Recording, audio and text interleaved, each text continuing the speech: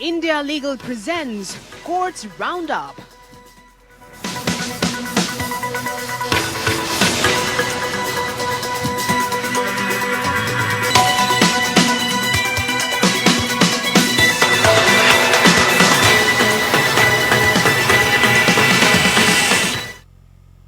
नमस्कार, आप देख रहे हैं हमारी खास पेशकश कोर्ट्स राउंड अप। मैं हूं आपके साथ ऋषु त्यागी। इस बुलेटिन में अगले आधे घंटे हम आपको कोर्ट से जुड़ी तमाम छोटी बड़ी खबरों से रूबरू करवाएंगे। कोर्ट की कार्यवाही और सुप्रीम कोर्ट से लेकर हाई कोर्ट और लोअर कोर्ट तक के फैसलों को आपके सामने रखेंगे।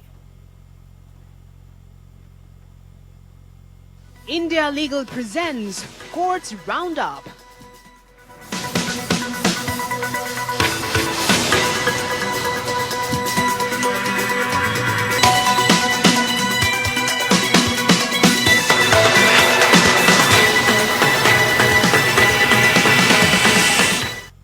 दिल्ली की नई शराब नीति के कथित घोटाला मामले में दिल्ली के मुख्यमंत्री अरविंद केजरीवाल की याचिका पर सुनवाई हुई।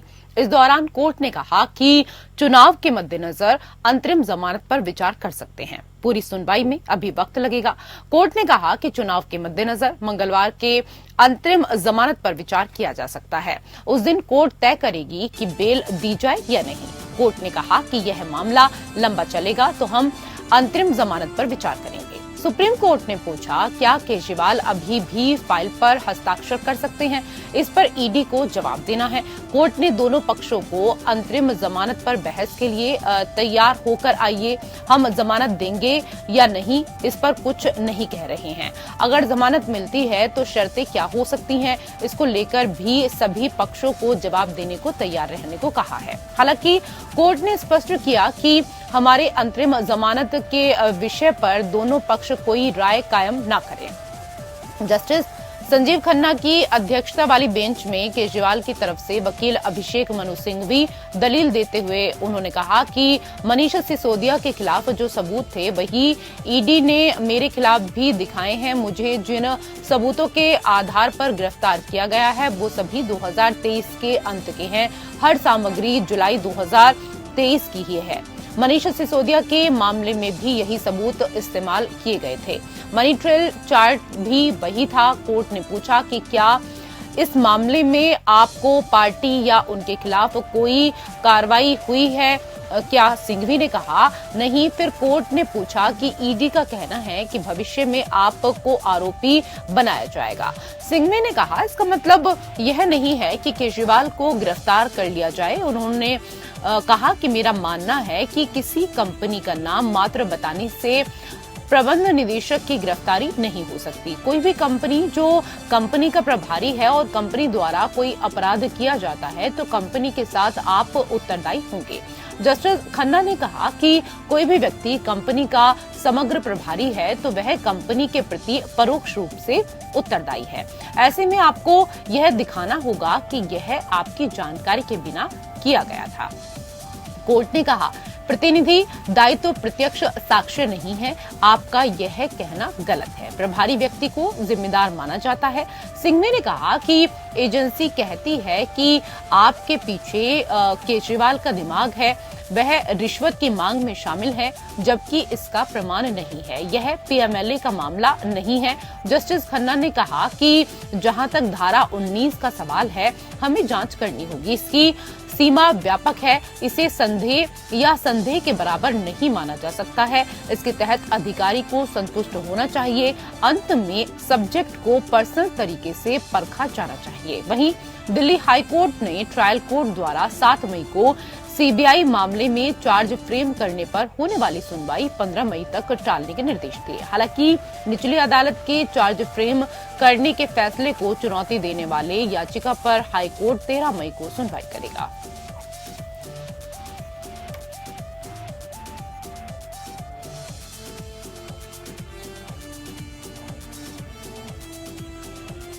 उधर झारखंड हाईकोर्ट ने भूमि घोटाला मामले में ईडी द्वारा उनकी गिरफ्तारी को चुनौती देने वाली राज्य के पूर्व मुख्यमंत्री हेमंत सोरेन की याचिका खारिज की है। एक्टिंग चीफ जस्टिस चंद्रशेखर और जस्टिस नवनीत कुमार की खंडपीठ ने सुप्रीम कोर्ट द्वारा ईडी की गिरफ्तारी के खिलाफ सोरेन की याचिका को 6 मई से शुरू होने वाले सप्ताह में पोस्ट करने के 4 दिन बाद उनकी याचिका खारिज कर दी, जिसमें कहा गया है कि मामले में ये फैसला सुनाने के लिए हाई कोर्ट के लिए खुला होगा।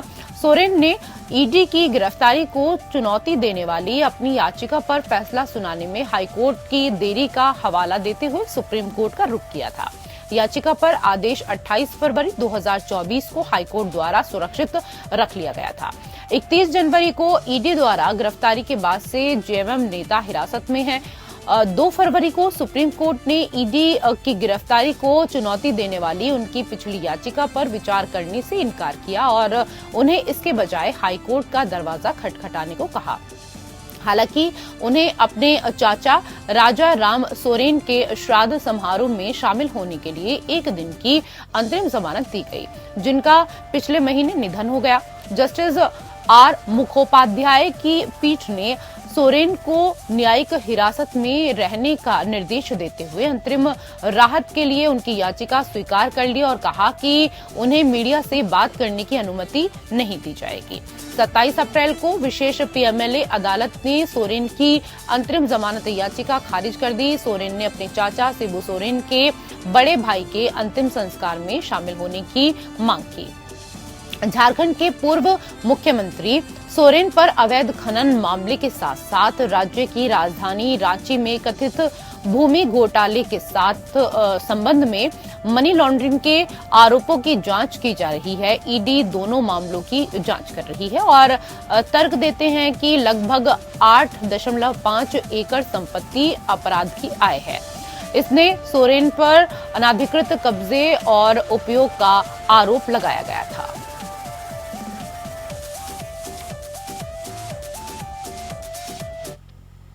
उधर सुप्रीम कोर्ट ने वो जनहित याचिका वापस लेते हुए खारिज कर दी, जिसमें हमनाम या डुप्लीकेट उम्मीदवारों को प्रतिबंधित करने के निर्देश की मांग की गई। खास तौर पर वो जो अन्य उम्मीदवारों की संभावनाओं को बर्बाद करने के लिए जानबूझकर स्वतंत्र उम्मीदवारों के रूप में चुनाव लड़ते हैं।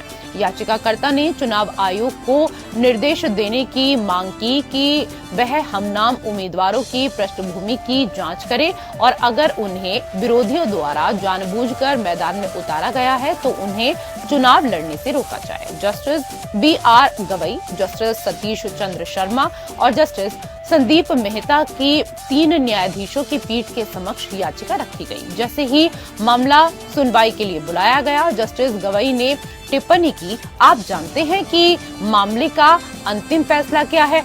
उन्होंने आगे कहा, अगर किसी के माता पिता ने एक जैसा नाम दिया है तो क्या यह चुनाव लड़ने में आड़े आ सकता है?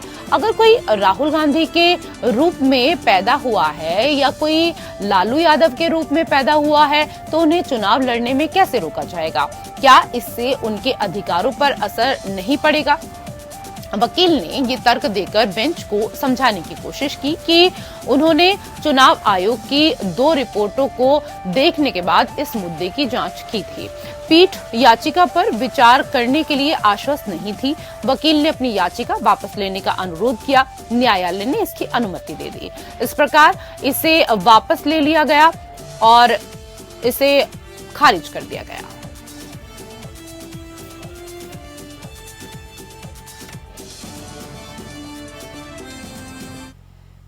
उधर दिल्ली विश्वविद्यालय के पूर्व प्रोफेसर हनी बाबू ने कथित माओवादी संबंधों को लेकर भीमा कोरेगांव मामले में जमानत की मांग वाली सुप्रीम कोर्ट में अपनी याचिका को वापस लिया।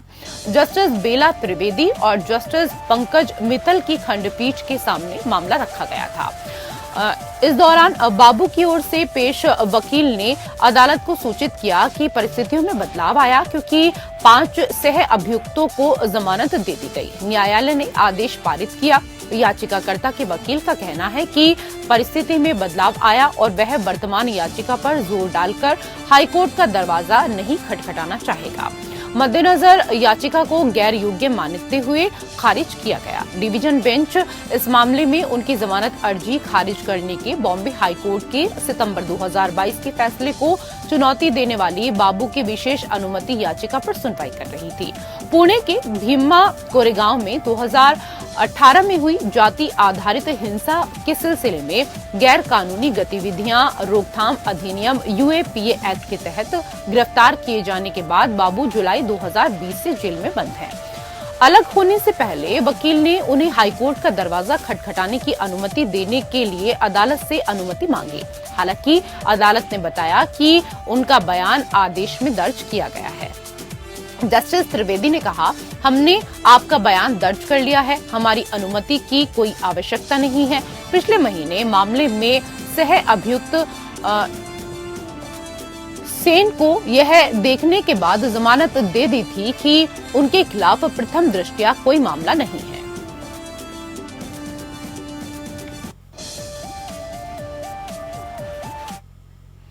उधर सुप्रीम कोर्ट ने केरल राज्य द्वारा केरल हाईकोर्ट के 2019 के फैसले को चुनौती देने वाली विशेष अनुमति याचिका खारिज कर दी है। याचिका में राज्य को ऐसे व्यक्ति को 1 लाख रुपए का मुआवजा देने का निर्देश दिया गया था, जिसे पुलिस ने माओवादी संदेह के आधार पर अवैध रूप से हिरासत में लिया था।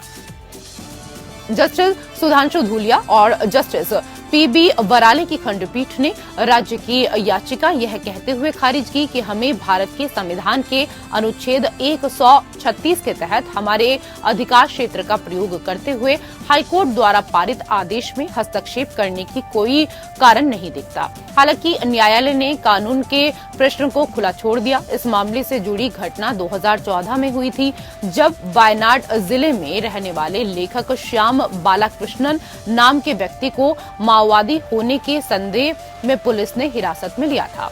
20 मई 2014 को जब वो अपनी बाइक पर यात्रा कर रहे थे, सादे कपड़ों में 2 पुलिसकर्मियों ने उनका रास्ता रोका और वाहन की चाबी निकाल ली।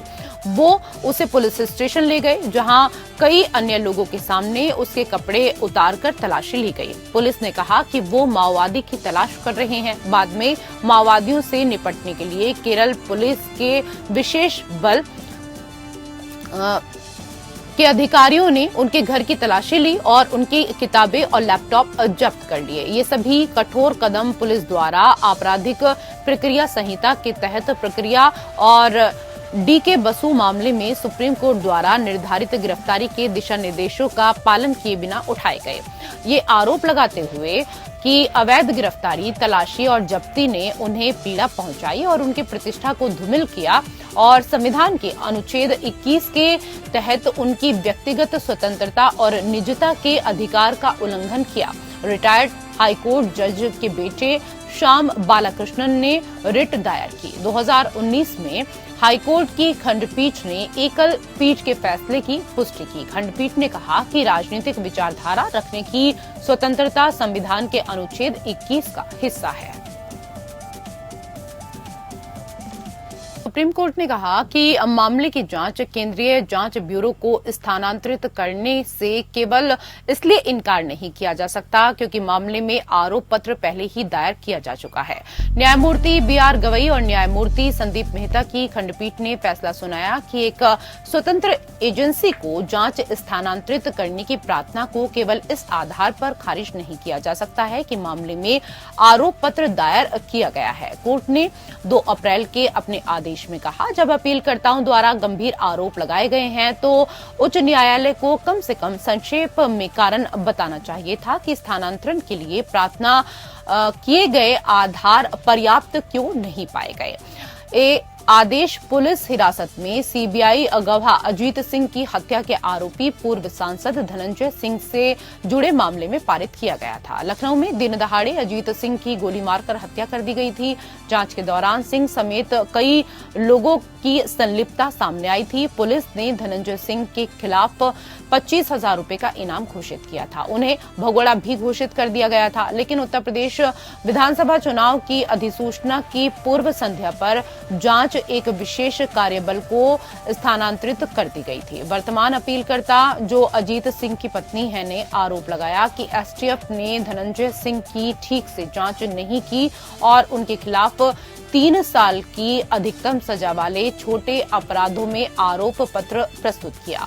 इसके बाद उन्होंने जांच को सीबीआई को सौंपने की मांग करते हुए इलाहाबाद उच्च न्यायालय का दरवाजा खटखटाया। उच्च न्यायालय ने इस आधार पर याचिका खारिज कर दी कि चूंकि आरोप पत्र पहले ही दायर किया जा चुका है, इसलिए जांच को किसी अन्य एजेंसी को स्थानांतरित करने का कोई आधार नहीं बनता है।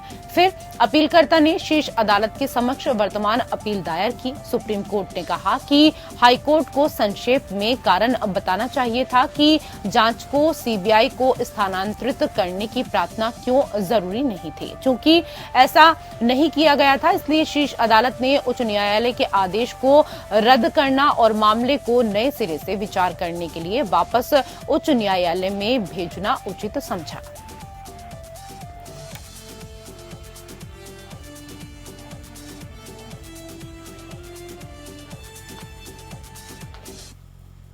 उधर सुप्रीम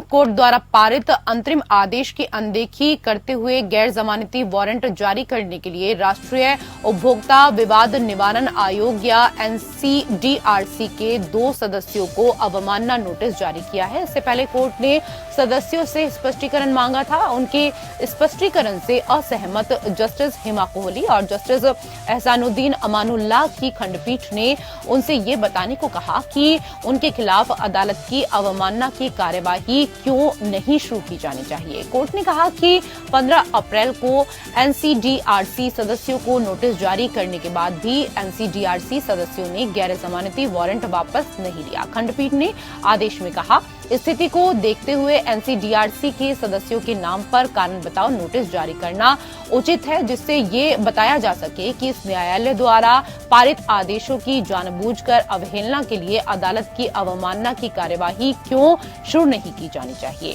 10 दिन के भीतर जवाब प्रस्तुत किया जाना चाहिए। मामले की अगली सुनवाई 15 मई 2024 को होगी। 1 मार्च को अदालत ने आदेश दिया कि अपीलकर्ता के खिलाफ कोई दंडात्मक कदम नहीं उठाया जाएगा। हालांकि 8 मार्च को एनसीडीआरसी ने अपीलकर्ता के निदेशकों को अनुपालन का हलफनामा दाखिल करने के लिए कहा। बाद में 2 अप्रैल को अपीलकर्ता द्वारा कुछ अनुपालन हलफनामे दाखिल करने में विफल रहने के बाद एनसीडीआरसी ने निदेशकों के खिलाफ गैर जमानती वारंट जारी किया। इससे पहले कोर्ट ने एनसीडीआरसी के सदस्य सुभाष चंद्रा और डॉक्टर साधना शंकर से स्पष्टीकरण मांगा। हालांकि कोर्ट ने उनके द्वारा दिए गए स्पष्टीकरण पर आपत्ति जताई। मामले को जब सुनवाई के लिए बुलाया गया तो अदालत एनसीडीआरसी के दोषी सदस्यों द्वारा दिए गए स्पष्टीकरण से संतुष्ट नहीं थी। एजी ने गलती अस्वीकार करते हुए कहा कि गलती जानबूझकर नहीं की गई। उन्होंने सदस्यों से हुई गलती के लिए बिना शर्त माफी भी मांगी। अदालत में उपस्थित होकर सदस्यों ने बताया कि उन्हें यह लगता है कि एक बार पारित होने के बाद वो अपना आदेश वापस नहीं ले सकते।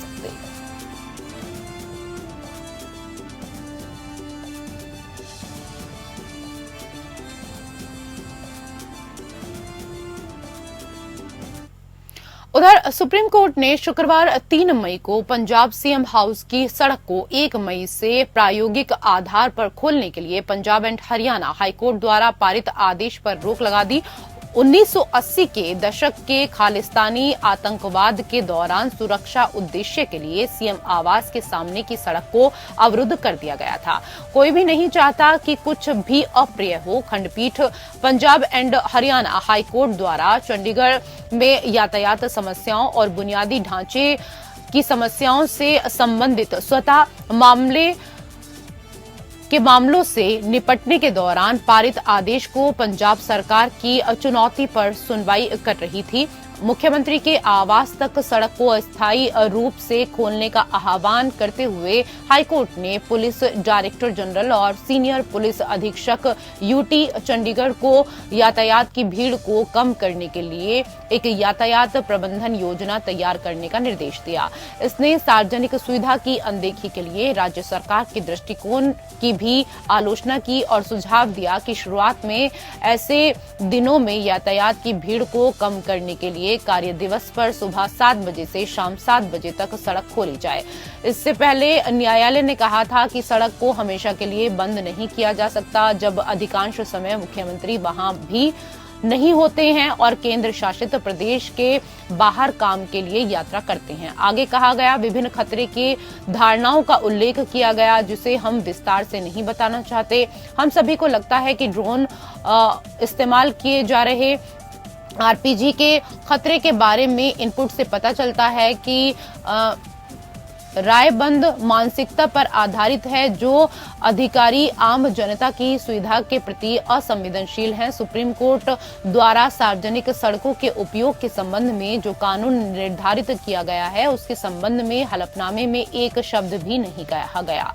हाईकोर्ट ने कहा कि पंजाब सरकार चंडीगढ़ ट्राई सिटी योजना पर सकारात्मक रूप से कार्य करेगी। इस संबंध में कहा गया, चंडीगढ़ ट्राई सिटी के लिए प्रस्तावित गतिशीलता योजना जिस पर कार्रवाई की गई है, उस पर पंजाब राज्य द्वारा भी सकारात्मक कार्रवाई की जाएगी और पंजाब राज्य के लिए इस पर अपने पैर खींचने का कोई ठोस कारण नहीं है, क्योंकि यह होने जा रहा है उक्त गतिशीलता योजना का लाभार्थी, जिससे न केवल चंडीगढ़ आने वाले लोगों को लाभ होगा बल्कि उन अधिकारियों को भी लाभ होगा जिन्हें पंजाब के दूर दराज के हिस्सों से चंडीगढ़ की यात्रा करनी होती है। पंजाब सरकार की ओर से पेश सीनियर वकील ने अदालत से हाईकोर्ट के निर्देश पर रोक लगाने का अनुरोध किया। उन्होंने गायक सिद्धू मूसेवाला की हत्या की ओर इशारा करते हुए कहा कि उनकी सुरक्षा हटाए जाने के ठीक बाद उनकी हत्या कर दी गई। सॉलिसिटर जनरल तुषार मेहता ने पंजाब सरकार के मामले का समर्थन करते हुए तर्क दिया कि सुरक्षा प्रबंधन सरकार पर छोड़ दिया जाना चाहिए। उन्होंने पूछा कि जिस एक सप्ताह के भीतर हाईकोर्ट ने प्रयोग का निर्देश दिया, अगर कोई अप्रिय घटना हो जाती है तो उसकी जिम्मेदारी कौन लेगा। वकीलों की बात सुनने के बाद अदालत ने नोटिस जारी किया, जिसे 2 सितंबर से शुरू होने वाले सप्ताह में वापस किया जा सकता है। सीएम हाउस तक सड़क खोलने के हाईकोर्ट के निर्देश पर अगली तारीख तक रोक लगा दी गई। हालांकि रिट याचिका में कार्यवाही जारी रखने की अनुमति दी गई।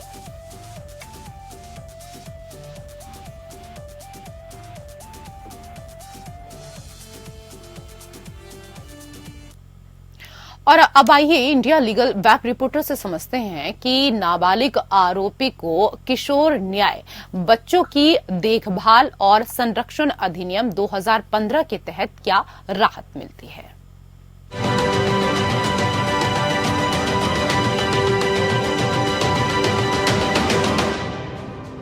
The juvenile justice care and protection act 2015, इस कानून के द्वारा देश के किशोरों को राहत और सुरक्षा प्राप्त होती है।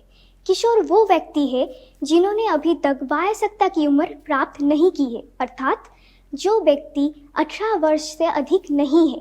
और जिस किशोरों ने अपराध किया है, इनको किशोर अपराधी या फिर किशोर अपराधी के रूप से भी जाना जाता है।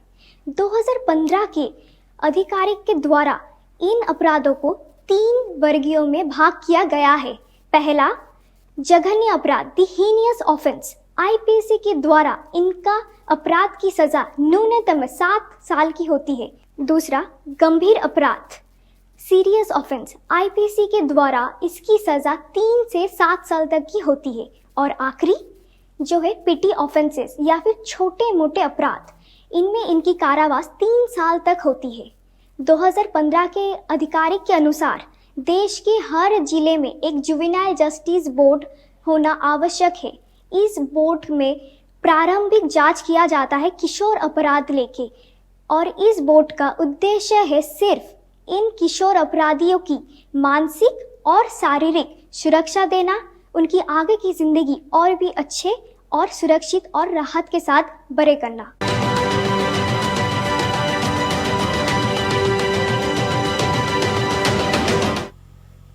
कोर्ट से जुड़ी खबरों में मेरे साथ फिलहाल इतना ही। नमस्कार। India Legal presents Courts Roundup.